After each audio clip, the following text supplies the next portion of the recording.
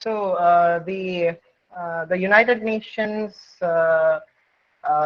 Human Rights Commission. Initially, it was the Human Rights Commission. Later on, the Human Rights Council came up with new guidelines to address this emerging issue that was there in the humanitarian law.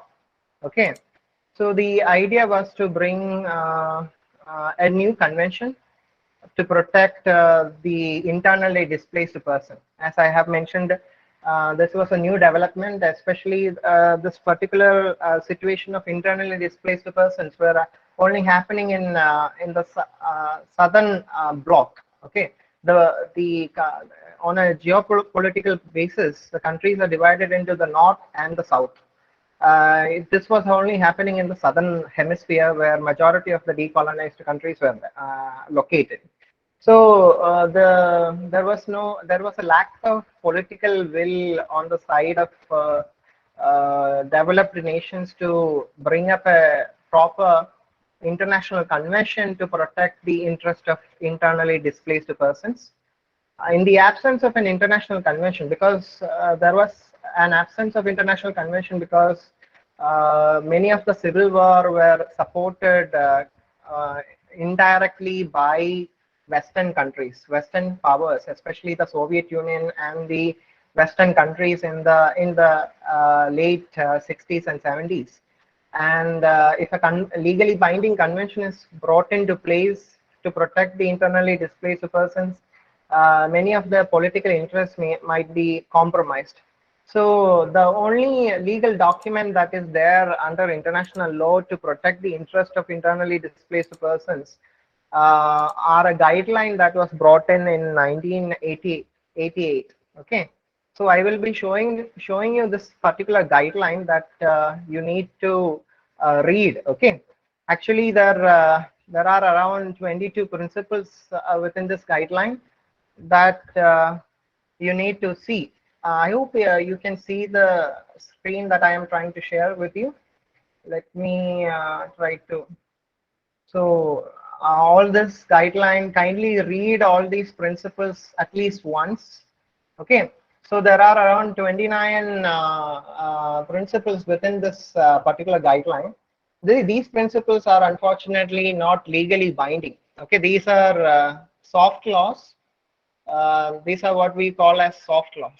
Okay, these particular principles are brought into force by the UN General Assembly resolution.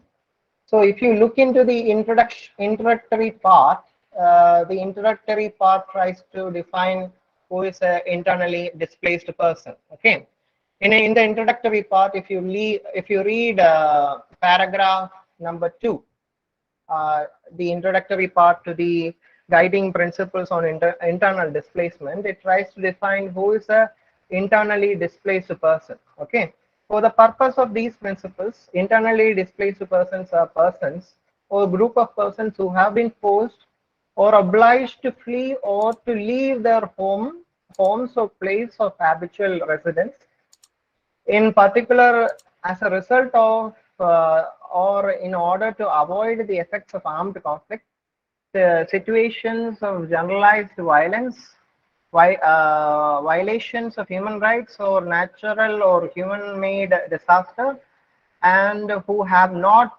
crossed internationally recognized state border.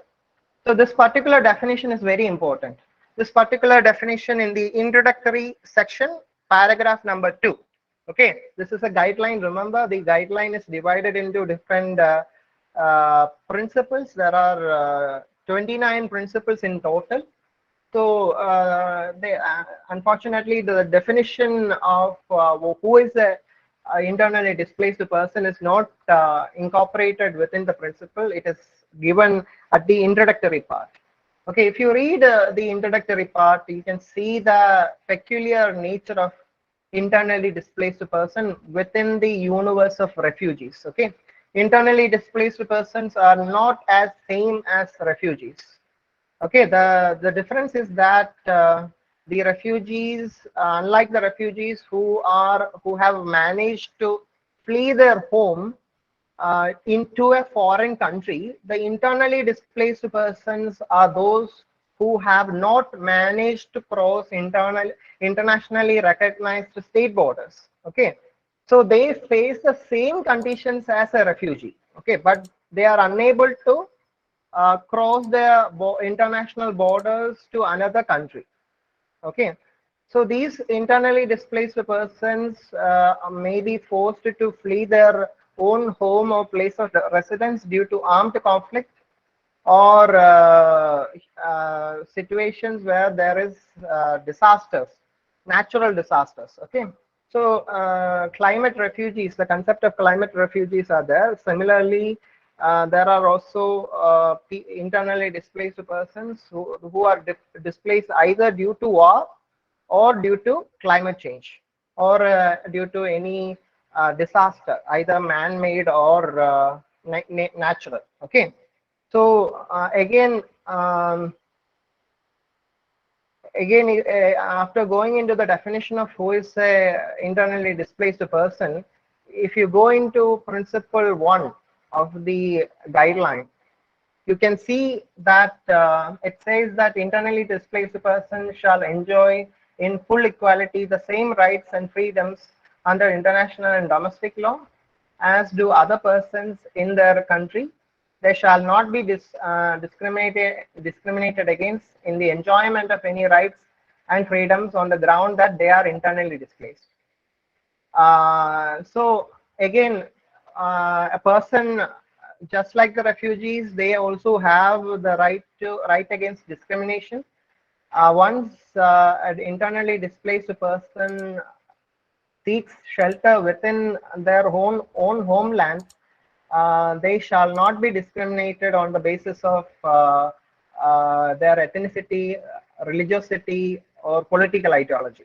So again, the principles are silent as to who shall ensure the interest of these internally displaced person. The obligation is imposed upon the de jure state, that is the state which is legally recognized under international law. Okay, when a civil war is breaking up, usually the recognition of a state is lost. Okay, the recognition of the existence of state comes into question when a civil war has broken out. Okay, under international law, when a civil war breaks out, the state is divided into de jure and de facto. So the de jure state is the state which is officially recognized under international law. Usually, it will be an incumbent government. So the obligation of who shall enforce these principles, they are again mentioned as the de jure state. Okay, again the principle is not clear.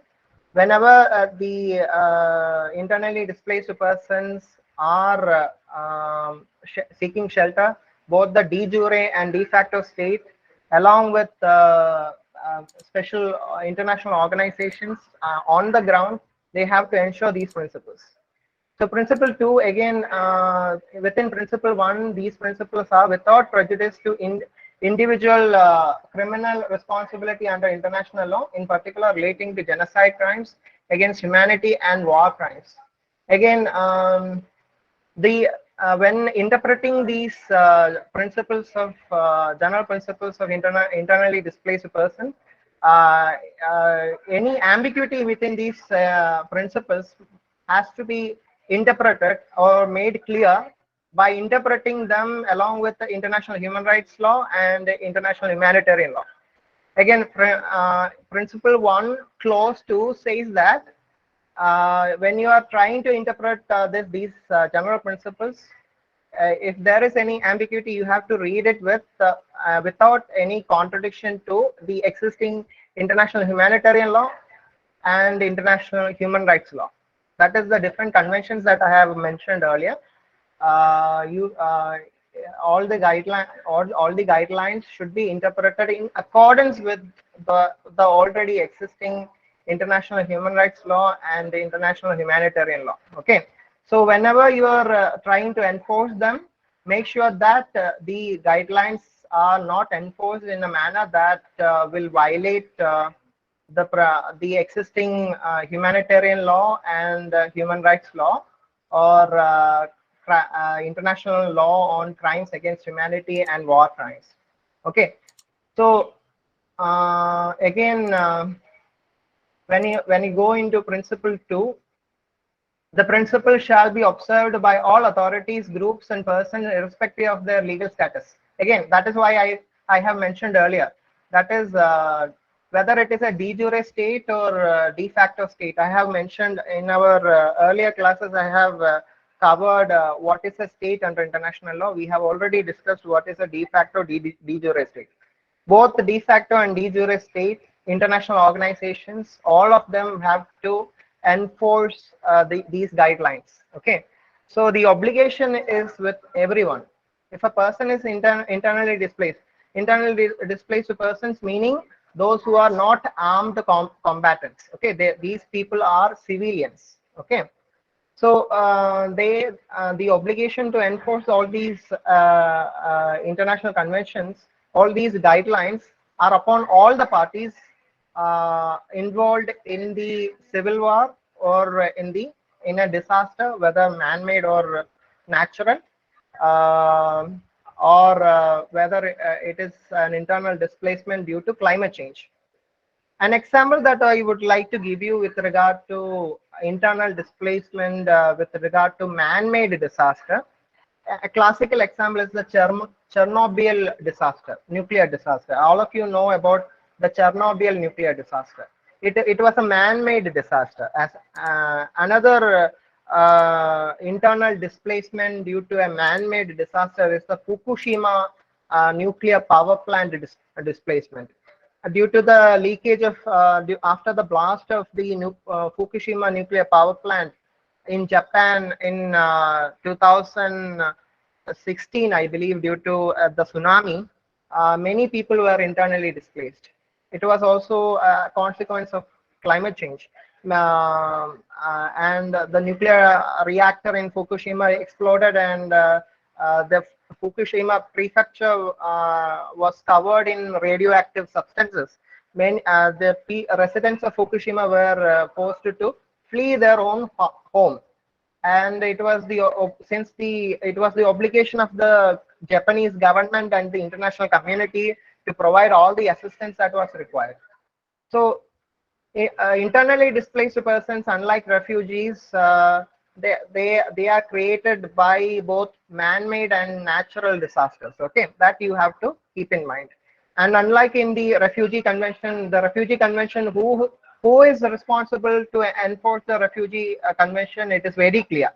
The refugee convention has to be enforced by foreign countries. Okay, foreign countries to whom the refugees are approaching. Okay, in order to be called as an refugee, you have to cross international borders and request for asylum before a foreign country, and it is the obligation of the foreign country who is receiving the refugee to ensure that their rights are protected under the refugee convention or the general principles of international law regarding refugees. But when it comes to internally displaced persons, since these people are displaced within their own country, the responsibility to ensure that their rights under these guidelines are protected are upon the international community at large on the ground, as well as on the de facto and de jure state representatives.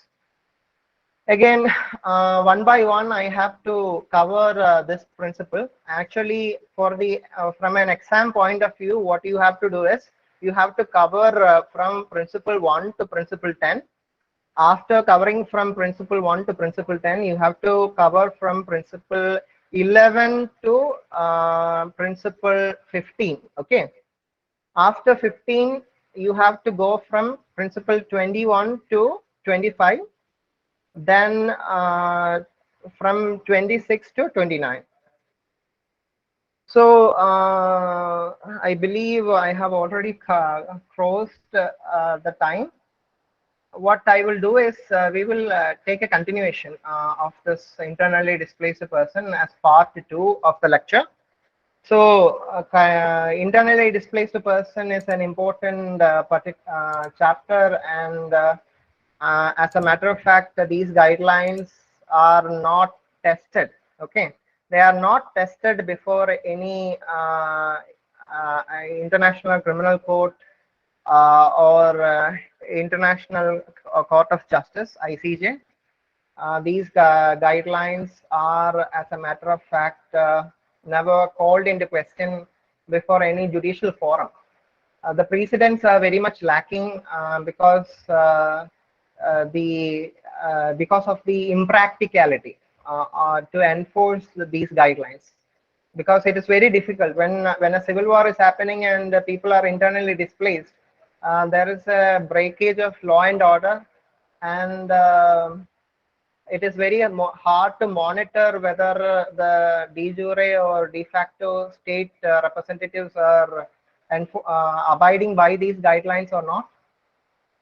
So due to the practical difficulty that is there on the ground, many of the time international community may not get access to the country where the internally displaced persons are located.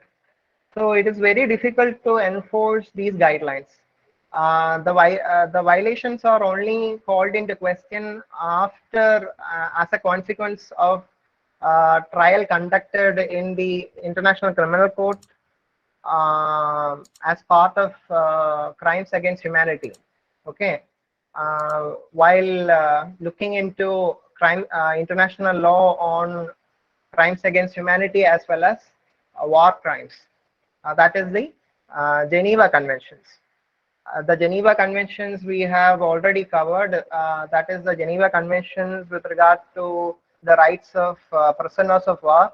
That is 1961. Then the Geneva Convention on the rights of civilians in war zones. All these conventions are taken into consideration by the International Criminal Court. And the concept of internally displaced person is not there in any of these conventions. The first international document that has given a definition that has distinguished the internally displaced persons from the concept of refugee is these guidelines, and these guidelines are not judicially tested.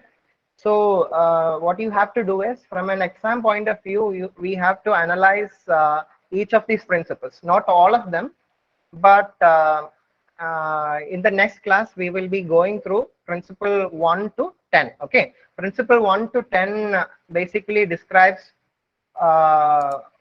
to whom these principle guidelines will apply. Okay, who shall enforce these principles? What are the basic rights that shall be enjoyed by the internally displaced persons? So these three criteria are covered in principle 1 to 10. Okay, so I will cover the particular provisions in the next class. So I believe this particular class will be just an introduction to the concept of internally displaced persons. Thank you, everyone. The different news reported in Hindu, which I consider it has a constitutional importance. And the second issue reported by this Hindu, which is, I think, is a constitutional